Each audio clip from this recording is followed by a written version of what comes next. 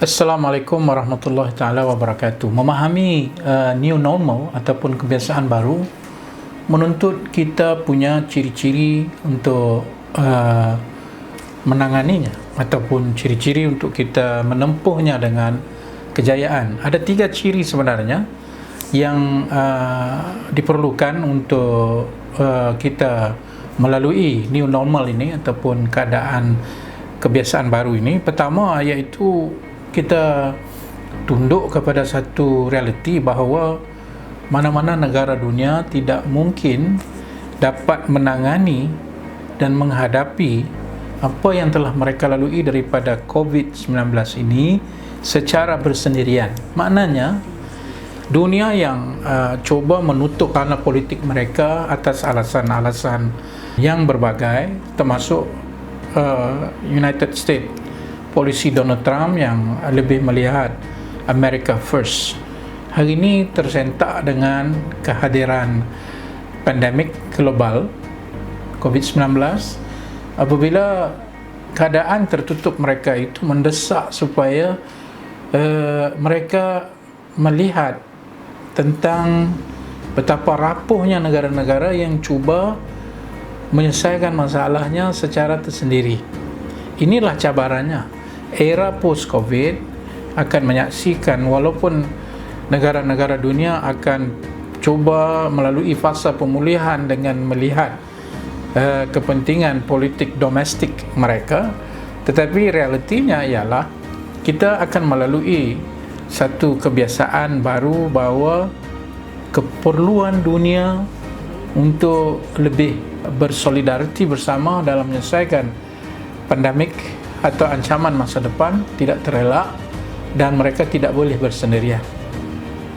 Kedua, kita melihat ciri new normal ini ialah ia bergantung kepada satu ciri utama yang perlu ada, baik kepada setiap individu, kepada sektor perniagaan yang berhempas pulas sama ada untuk kekal survive ataupun terpaksa gulung tikar, dan juga kepada sektor kerajaan dengan makna pemerintah, pembuat dasar dan sebagainya, dituntut punya ciri yang lebih mempunyai daya tahan yang tinggi.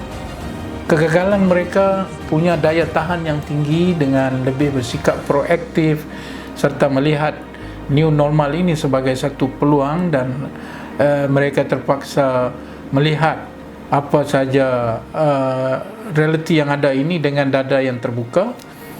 Akan mengakibatkan kegagalan daya tahan yang tinggi ini, kita akan saksikan kerajaan akan runtuh, perniagaan akan gulung tikar, dan masyarakat akan terus lemah. Tetapi suntikan daya tahan yang tinggi ini, dengan kita melihat bahawa kita perlu kembali, kita perlu berdiri semula, akan bergantung kepada sejauh mana daya ketahanan kita ini untuk pulih pada fasa hujung 2020 nanti. Mana-mana negara akan dilihat dari sudut daya ketahanan ini untuk pulih ataupun tidak. Dan yang ketiga ialah dalam keadaan yang sukar ini, pemimpin-pemimpin, khususnya pemimpin negara dan secara umumnya parti-parti politik dan kepimpinan-kepimpinan politik, mereka harus bersikap terbuka kepada realiti ini.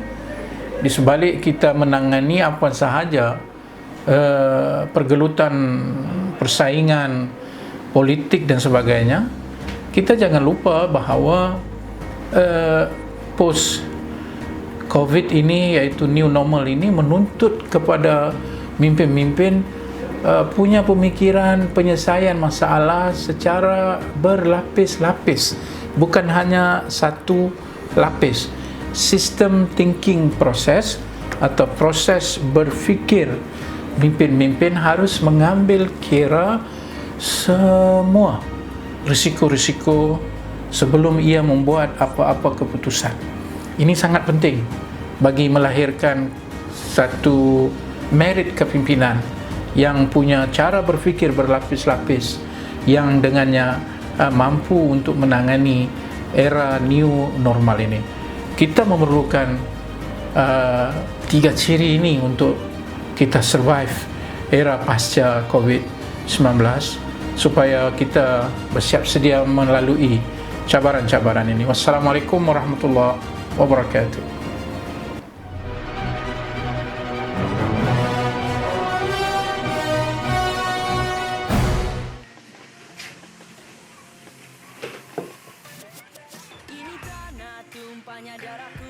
Assalamualaikum warahmatullahi wabarakatuh.